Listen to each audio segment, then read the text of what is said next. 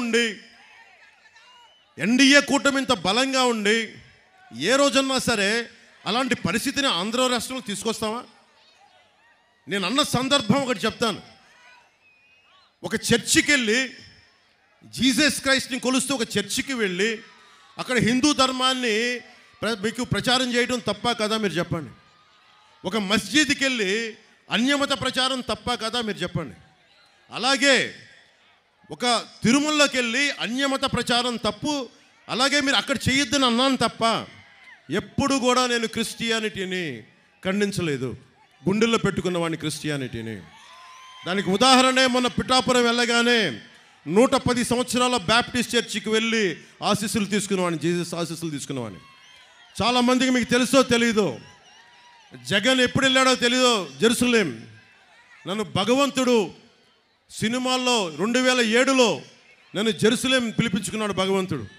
అక్కడికి వెళ్ళాను. ఆ రోజున జీసస్ క్రైస్ట్ పుట్టిన ప్రాంతం, పుట్టిన ఇల్లు, ఆయన సిలువేస్తే ఆయన నడిపించిన దారి, అదంతా నాకు భగవంతుడు నా కనుకరించి అక్కడి దాకా తీసుకెళ్ళాడు. అలాంటి నేను ఏ రోజున కూడా మేము కూర్చోవస్తే క్రిస్టియానిటీకి ఇబ్బంది వస్తుందని చెప్పి జగన్ ప్రచారాన్ని మీరందరూ తిప్పి కొట్టాల్సిన అవసరం ఉంది. ఒకటే చెప్తున్నాను, అన్ని మతాలు బాగుండాలి, అన్ని ధర్మాలు బాగుండాలి, అందరి దేవుళ్ళని గుండెల్లో పెట్టుకున్న నేల ఇది. అందుకని దయచేసి పాస్టర్లకి, ఫాదర్లకి, రెవరెండ్లకి, క్రిస్టియానిటీని పాటిస్తున్న ప్రతి ఒక్క సోదరుడికి, సోదరీమణికి నేను గుండెల లోతులోంచి చెప్తున్నాను, మీ మీద ఈగ వాలితే మేము ఎదురొచ్చి మీకు అండగా నిలబడేవాళ్ళం. మిగతా మతాలు, మిగతా ధర్మాలు బాగుండాలని కోరుకునేవాళ్ళం. అన్నింటికి మించి బాబాసాహెబ్ అంబేద్కర్ ఇచ్చిన రాజ్యాంగం ఉంది మనకి. ఒక పవన్ కళ్యాణో ఇంకొకళ్ళో ఒక జగనో వచ్చి దీన్ని ఎవరు చేయలేరు. మీకు సర్వ హక్కులు ఉన్నాయి. నాలాంటోడు రేపొద్దున తప్పు చేస్తే మీకు కత్తి ఇస్తాను, తల నరికేయండి నాకు, మీకు తప్పు జరిగితే. ఇందాకే చూశారు కదా, జగన్లాగా ఆ మూట వచ్చి తగిలింది, దాంట్లో ఏం పెట్టారో నాకు తెలియదు. జగన్లాగా దానికి పెద్ద గంత కట్టుకొని డ్రామాలు ఏం చేయను, భరిస్తాను నేను. ఎన్నిసార్లు మనకి వైఎస్ రాజశేఖర రెడ్డి గారి నాయకులు ఎన్నిసార్లు నా మీద రాళ్ళు వేశారు, ఈపులు పగిలిపోయాయి మా అందరికీ. అన్నీ తట్టుకొని వచ్చాం రాజకీయాల్లోకి. ఇలాంటి రౌడీ మూకలకి, ఈ తాటాకు చెప్పులకి అసలు బెదరం.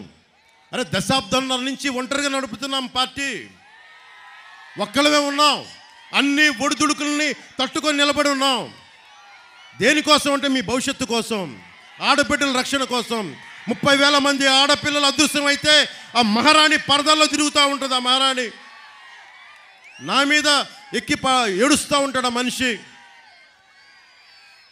ఏదైనా మాట్లాడితే కడప కోర్టుకెళ్ళి మరి బాబాయ్ గారి గురించి మాట్లాడద్దు అంటారు. సరే, నేను వైఎస్ వివేకానంద రెడ్డి గురించి మాట్లాడను, మరి హత్య గురించి మాట్లాడను, కత్తిపొట్ల గురించి మాట్లాడను అని సభాముఖంగా నేను తెలియజేసుకుంటున్నాను. జక్కంపూడి రాజా గారు కాపు కార్పొరేషన్కి ఆయన చైర్మన్. కాపు కార్పొరేషన్ చైర్మన్గా ఉన్నప్పుడు అందరూ కూర్చొని నన్ను కాపుల చేత తిట్టిస్తారు. మిగతా కులాల చేత తిట్టించలేకపోయారు నన్ను, ఒక కాపుల చేత ఎందుకు తిట్టిస్తారు నన్ను? నేను అన్ని కులాలని గుండెల్లో పెట్టుకునేవాడిని. అంటే మీరు నా అభిమానుల్లో పాయికరావుపేటలో పోరాట యాత్ర అప్పుడు నా కోసం తోరణాలు కడతా 2 బిడ్డలు చనిపోయి వాళ్ళ ఇళ్ళకి వెళ్తే ఒక రూమ్ ఇల్లు లోపలికి పోతే నేను అడిగాను, నా అభిమానులు చనిపోయారని చెప్పి తలా నేను కొన్ని లక్షలు డబ్బులు ఇచ్చాను. బాధ కలిగింది. చూస్తే ఒకళ్ళు శెట్టిబలిజ కులానికి చెందిన అభిమాని, ఇంకొకళ్ళు రజక కులానికి చెందిన అభిమాని. అలాంటి నేను కులాలను దాటే మాట్లాడతాను. కాపు కులం కార్పొరేషన్ గురించి కూడా మాట్లాడుతున్నానంటే ఈ రోజున అన్ని కులాలతో పాటు కాపులకి అన్యాయం జరిగితే కాపుల గురించి ఖచ్చితంగా మాట్లాడతాం.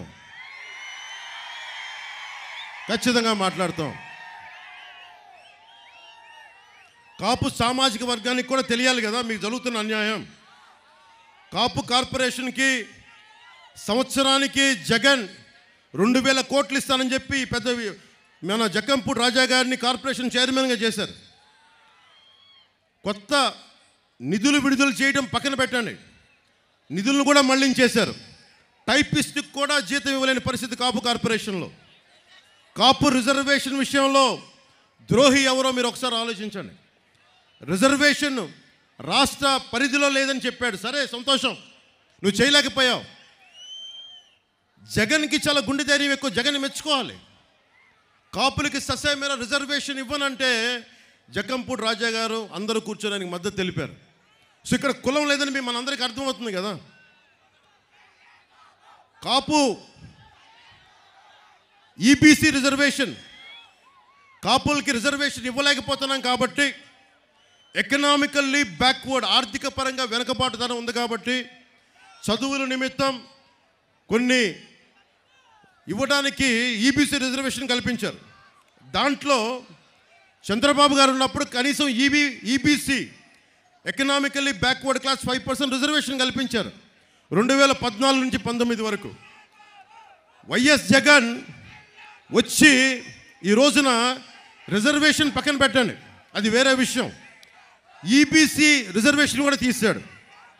ఇంకా కాపు సామాజిక వర్గం ఇంకా జగన్ వైపు నిలబడతాను, ఇంకా మనకి జక్కంపూడి రాజా గారి పక్కన నిలబడతామంటే అది ఎంత రైటో రాంగో మీరే ఆలోచించుకొని ఓటేయండి జగన్కి.